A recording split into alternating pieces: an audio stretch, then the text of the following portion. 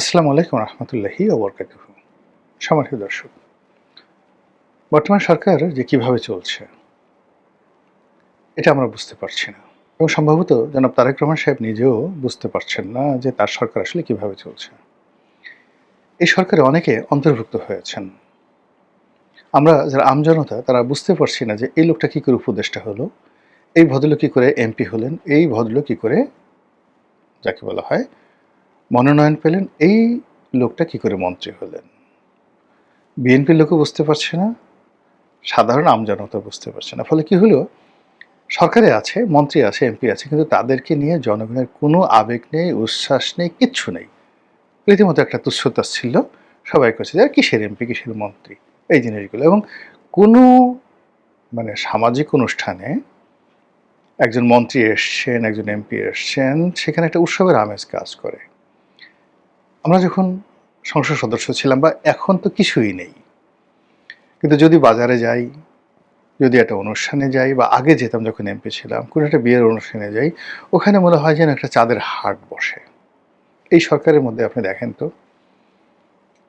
কোন ব্যক্তিটি আছে যিনি গেলে এরকম মানুষ স্বতঃস্ফূর্তভাবে তার কাছে আসবে। কিছু দালাল, কিছু ফুরিয়া দলের কিছু লোকজন আছে, স্বার্থের জন্য হয়তো একটু ১-২ মিনিটের জন্য দৌড়াদৌড়ি করে, ২-৪টা সেলফি তোলার জন্য।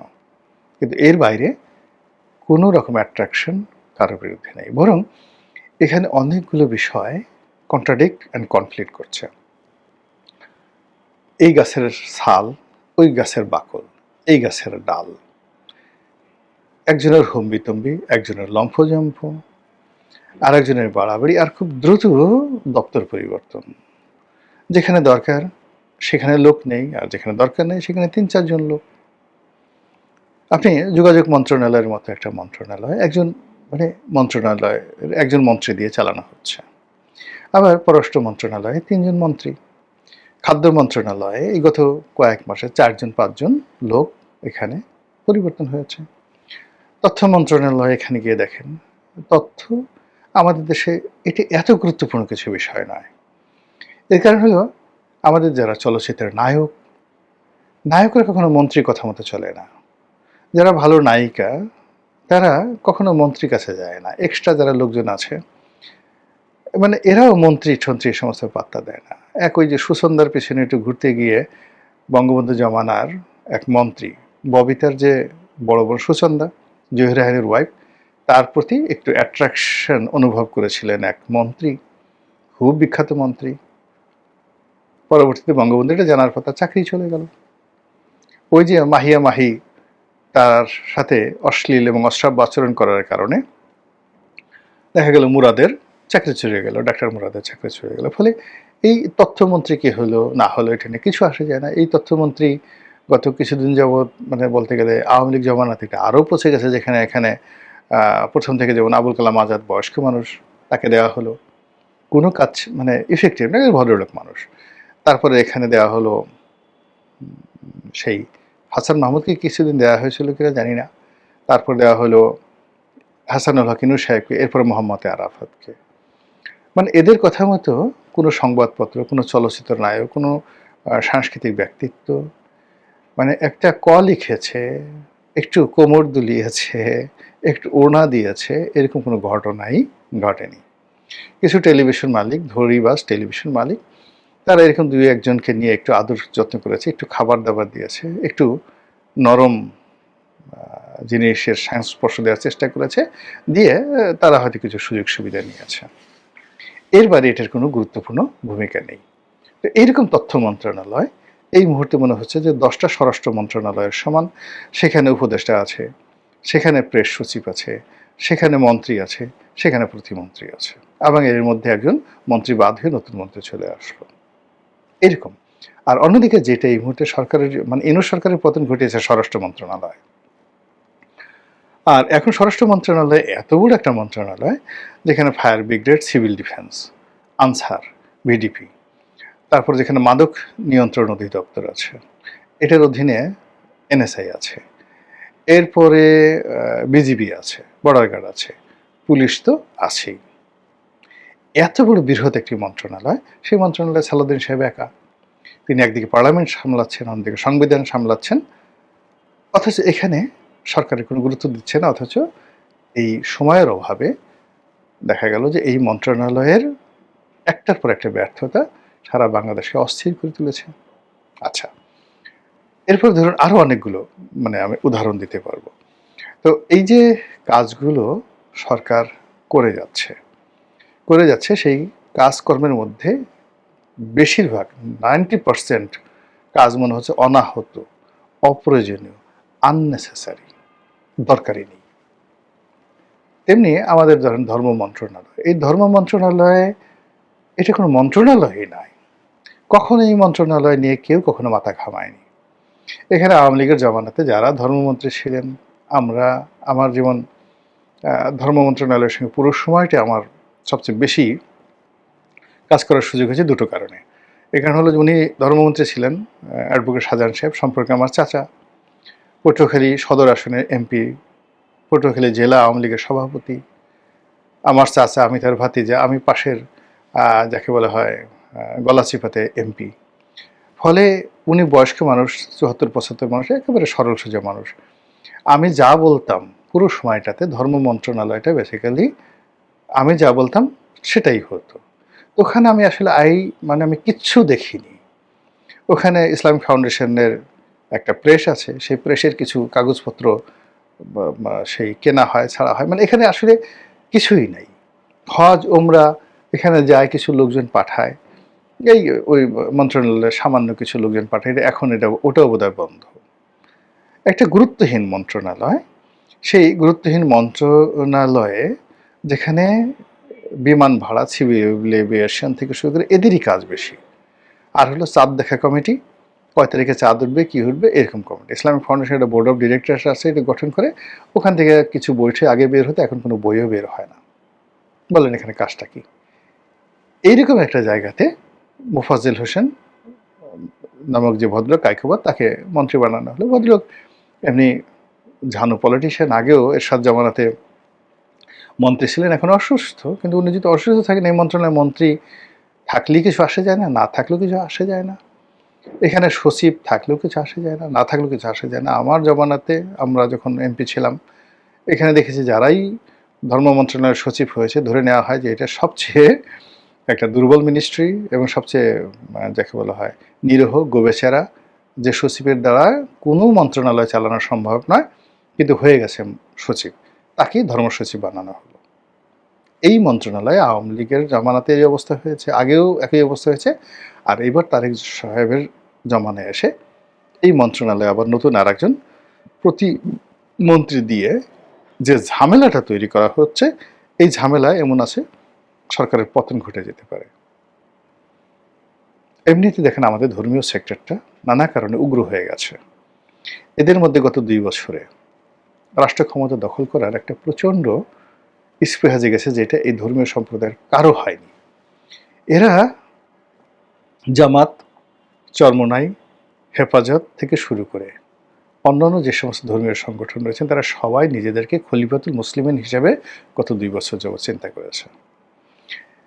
এরপরে ক্ষমতার কাছাকাছি যাওয়ার পরে আবার দেখা গেল এদের মধ্যে আবার দ্বন্দ্ব বিবাদ, সংঘাত শুরু হয়ে গেছে।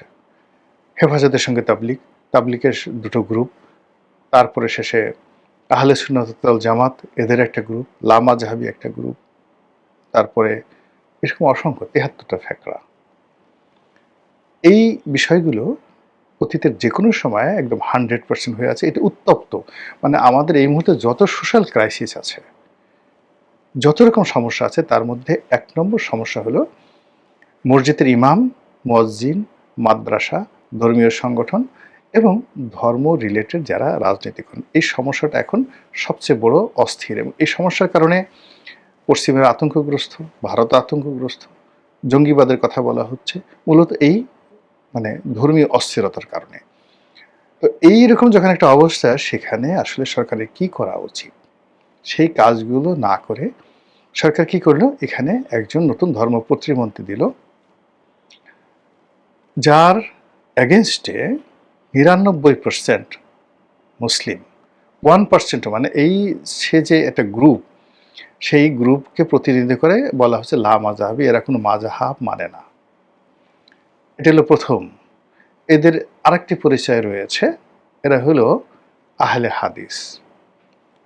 তারা হাদিসে কি আছে এই বিষয়গুলো নিয়ে কথাবার্তা বলবে, আর এর বাইরে হাদিস ছাড়া অন্য কোনো কিছু তারা মানে না। তো এই গ্রুপের মধ্যে একজন সংসদ সদস্য, এই গ্রুপের প্রবক্তা, তাকে এখানে বানানো হলো প্রতিমন্ত্রী। ফলে 99% মুসলিম এবং এর সাথে যারা ধর্মীয় রাজনীতি করে তারা এখানে বেঁকে বসলো। এখন এই ভদ্রলোকে যে লিঙ্কন, যিনি প্রতিমন্ত্রী হলেন, এটা কিভাবে এলো, তারেক রহমান সাহেবের কাছাকাছি এলো কি করে? It's a huge question for me. আপনি লক্ষ্য করে দেখেন যে আমাদের এই যে লামা জাহাবি যে গ্রুপ আছে, সেখানে ওই রাজশাহী অঞ্চলের এক ভদ্রলোক আছেন, রাজ্জাকি না কি বিন রাজ্জাক যেন এক ভদ্রলোক, দেখে বোঝা যায় লেখাপড়া জানে না, লুঙ্গি পরে ঘোরাফেরা করে। এই কয়েক দফা সে মার খেয়েছে, বিভিন্ন জায়গাতে মার খেয়েছে, তার গাড়ি গুড়ি ভাঙচুর করেছে।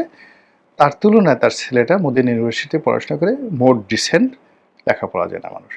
তো এই লোক ওয়াজ করে কেন, এই লোকের এত ভক্ত কেন, এত লোকজন কেন, এটা আমরা কেউ বুঝতে পারিনি। কিন্তু এর কারণ হলো সে একটা সম্প্রদায় তৈরি করে ফেলেছে, এই লামাযহাবী সম্প্রদায়। এবং তারা এই ইউসুফ বিন মানে কি রাজ্জাক বিন ইউসুফ বা ইউসুফ বিন রাজ্জাক এরকম এই ভদ্রলোককে তারা সবসময় মাথায় করে নাচে এবং যা বলে তাই, রাজশাহীর আঞ্চলিক ভাষায় কথাবার্তা বলে। এই লোক কখনো কোনো রাষ্ট্রীয় অনুষ্ঠান, রাষ্ট্রীয় কোনো অবস্থা, আমাদের ধর্মীয় সম্প্রদায়ের যে সকল মাহফিল রয়েছে, সেই সকল মাহফিলে এই বাপ এবং ছেলে তারা সার্বজনীন নয়।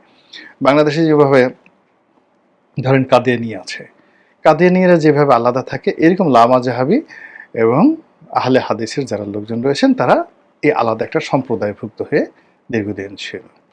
ইউনূসের জমানাতে আমরা এই প্রথম দেখলাম এরা গণভবনে চলে গেছে, মানে যমুনাতে চলে গেছে, একদম সারিতে বসে বসে ইউনূসের কাছে কাছে গিয়ে কথাগুলো বলছে। তখন থেকে বুঝলাম যে এই লামাযহাবীদের যে মূল যে পলিটিক্যাল পাওয়ারটা, শক্তিটা, ইন্টারন্যাশনাল কানেক্টিভিটিটা, এটা ইউনূস সাহেবের ভিতরে ঢুকে গিয়েছিল বা ইউনূস সাহেবের জায়গাতে চলে গেছিল। এবং এদের কারণে ইউনূস সাহেবের সাথে অনেকের সম্পর্ক, জামাতের সাথে একটা অবিশ্বাস সম্পর্ক শুরু হয়, অনেকের সাথে এদের সাথে সম্পর্ক শুরু হয় এই বাপ বেটার কারণে।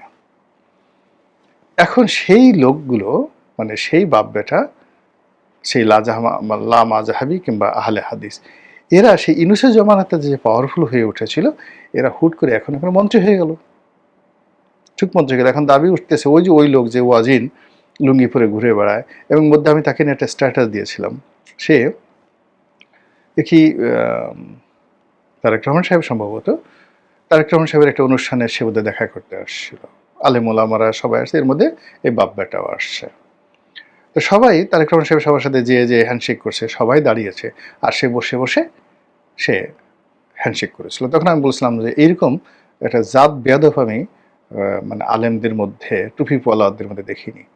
একজন রাষ্ট্রপ্রধান, সরকার প্রধান, দলের প্রধান, এমনকি ওই ভদ্রলোক যে ভদ্রলোক, তার সাথে তারেক রহমান সাহেবের বয়স বেশি, তারেক রহমান সাহেবের বয়স এখন 62 বছর, ওই ভদ্রলোকের বয়স 55-56 বছরের বেশি হবে না। তো সে উঠে দাঁড়ালো না, অর্থাৎ তার ছেলে, তার চেয়ে আধুনিক, তার ছেলে কিন্তু ঠিকই উঠে দাঁড়ালো, কিন্তু সে উঠে দাঁড়ালো না। তাদের ফতোয়া হলো যে হাদিসে নাই, বসে বসে যত বড় লোকই আসুক না কেন তার সম্মানে দাঁড়ানো যাবে না, বসে বসে তার সাথে কথা বলতে হবে, বসে বসে তার সাথে মোশাফা করতে হবে। এই হলো অবস্থা। এই লোকগুলো জানে না যে কালচারটা কি, সংস্কৃতিটা কি। বাংলার সংস্কৃতি আর কলকাতার সংস্কৃতি এক নয়, নেত্রকোনার সংস্কৃতি আর সিলেটের সংস্কৃতি এক নয়, সিলেটের আর বরিশালের সংস্কৃতি এক নয়। এই যে কাস্টম, সংস্কৃতি, প্রথা, এই প্রথা যে কোনো ধর্ম, মত, আইন, কানুনের ঊর্ধ্বে। কখনো কোনো ধর্ম প্রথাকে চ্যালেঞ্জ করেনি, প্রথার সঙ্গে কমপ্লাই করেছে। আমরা বাংলাদেশে যে এই যে খাবার খাই, আমরা গরু খাই, আচ্ছা আপনি বলেন তো সৌদি আরবে গরু আছে? আর যখন সৌদি আরবে গরু, হাতি এই জিনিসগুলো ছিল না, তা আমরা এখানে গরু খাই, গরু কিভাবে হারাম হলে, এটা আপনার হাদিসে কোথায় পাবেন? আপনি দেখেন তো, এখন উট আছে, দুম্বা আছে, ভেড়া আছে, এখন বলছে দুম্বার মাংস খাও, উটের মাংস খাও। হাদিস অনুযায়ী তো বাংলাদেশে আপনি অন্য কোনো মাংসই খেতে পারবেন না। এগুলো কেন আসছে? এগুলো কাস্টমসের মাধ্যমে আসছে। কাস্টম মানে প্রথার মাধ্যমে আসছে। তো এই জিনিসগুলো না মনে করে এরা যে কাজগুলো করছে সেই কাজগুলো আবার ইউনূসের জমানা থেকে ট্রান্সফর্ম হয়ে তারেক রহমান সাহেবের সেখানে চলে আসছে এবং এসে সরাসরি এখন প্রতিমন্ত্রী হয়ে গেছে। এখন কথায় কথায় হাদিস, বায়তুল মোকাররমে খুতবা দেওয়ার চেষ্টা, এবং এই জিনিসগুলো নিয়ে কবে যে রক্তক্ষয়ী সংঘর্ষ হয়ে যায় আর সেই সংঘর্ষের দায় কিভাবে যে তারেক রহমান সাহেবকে পরিশোধ করতে হয় একমাত্র আল্লাহ রাব্বুল আলামিন জানেন। মহান আল্লাহ আমাদের সবাইকে হেদায়েত দান করুন এবং হেফাজত করুন। আসসালামু আলাইকুম ওয়া রাহমাতুল্লাহি ওয়া বারাকাতুহু।